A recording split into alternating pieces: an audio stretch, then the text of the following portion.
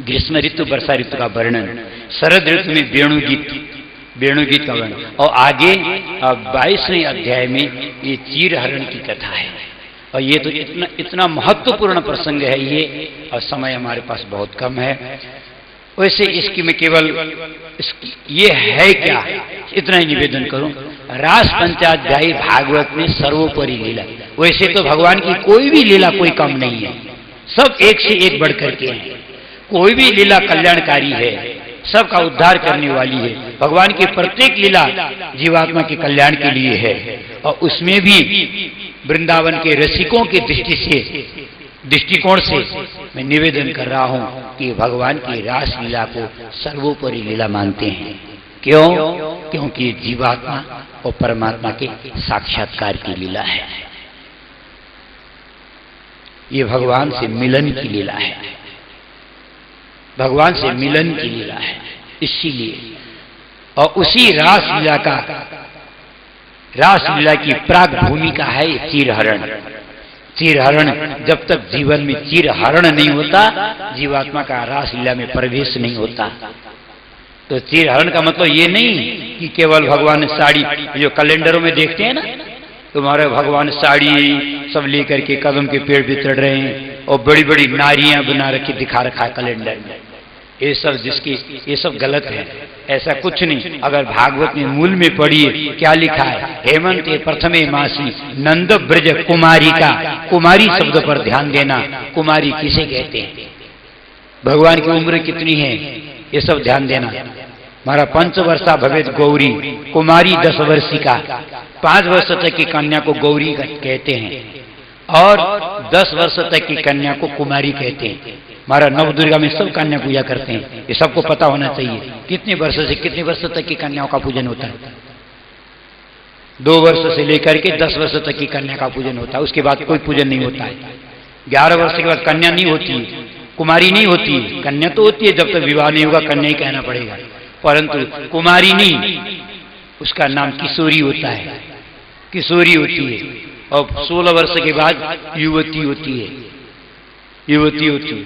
हमारा यहाँ शब्द क्या है, नंद ब्रज कुमारी का, या कुमारी है, या 5-5, 6-6, 7-7 साल की कन्या है, और भगवान को पाने के लिए व्रत कर रही है। कोई यहाँ लौकिक पति की बात नहीं है। अगर लौकिक पति होता तो कल्पना करना आप लोग, हजारों कन्या मिलकर के एक पति के लिए कोई तपस्या करता है, कोई भजन करता, अनुष्ठान करता, माला जपता है? संसार में हजारों की तो छोड़िए, 2 कन्या भी मिलकर के किसी एक दूल्हे के लिए महाराज संग में ब्याह किया हो, व्रत किया हो, भजन किया हो, अगर ऐसा आपने कहीं सुना हो तो हमारा हमें भी प्रमाण देना, हम तो प्रणाम करेंगे ऐसी कन्याओं को।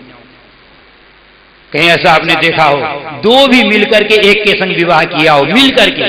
जबरदस्ती में तो अलग बात है, कई पति ने अपने आप जबरदस्ती 2-3 ब्याह कर ली, वो बात अलग है।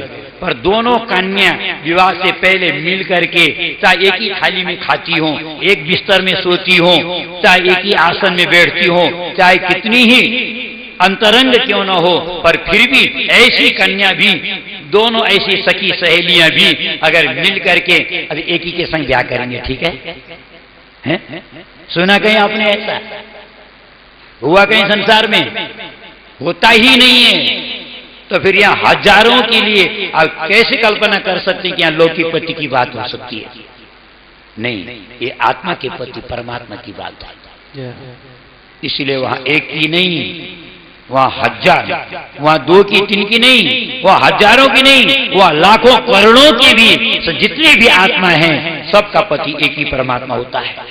इसलिए यहाँ लौकिक नहीं, अलौकिक परमात्मा की बात। इसलिए यहाँ एक गोपी, ये भगवान की प्राप्ति के लिए किया जाने वाला व्रत है। इसलिए इस व्रत में जो मुख्य बात है ये समझने की, सबसे पहली बात, गोपियों में क्या विशेषता है? सवेरे 4 बजे उठना, आलस्य का त्याग, 4 बजे भगवान के लिए उठना। जो आलस्य का त्याग करते हैं वही भगवान को पाते हैं। 10 बजे तक बिस्तर में सोने वाला आदमी कभी भगवान को पा सकता है?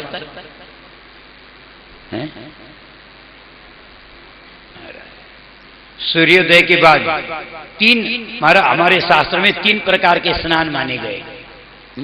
दूसरी बात स्नान की आएगी। पहली बात तो 4 बजे उठने की बात, और दूसरी बात जमुना में स्नान की बात। ये महाराज अंधेरे में 4 बजे जाके स्नान करती हैं, क्योंकि हमारे यहाँ 3 प्रकार के स्नान शास्त्र में बताए गए। महाराज अंधेरे में माने अंधेरे में जो स्नान करते हैं इसको कहते हैं ऋषि स्नान। वो ऋषि जीवन है, मनुष्य होते हुए वो ऋषि है। और रात डूबने के बाद, रात जाने के बाद, सूर्योदय से पहले माने दिन तो आया, दिन तो निकला, पर सूर्योदय नहीं हुआ, बीच का समय होता है, उसमें नहाने वाले को मनुष्य स्नान कहते हैं। वो मनुष्य स्नान है। और सूर्य निकलने के बाद जो नहाते हैं इसको आसुरी स्नान कहते हैं, राक्षसी स्नान। और सूर्योदय के बाद जो नहाते हैं उस स्नान का कोई महत्व नहीं शास्त्र की दृष्टि से। वो तो बड़े बड़े राक्षस भी नहाते हैं।